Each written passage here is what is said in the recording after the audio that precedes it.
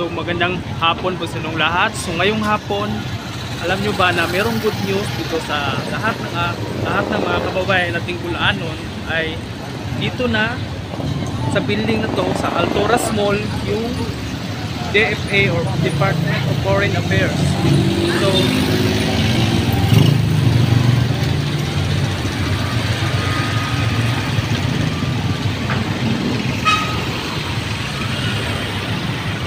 So sa mga gusto nga kumuha ng passport soon, hindi na kayo pupunta sa Dumaguete kasi dito na sa Alturas Mall ilalagay yung Department of Foreign Affairs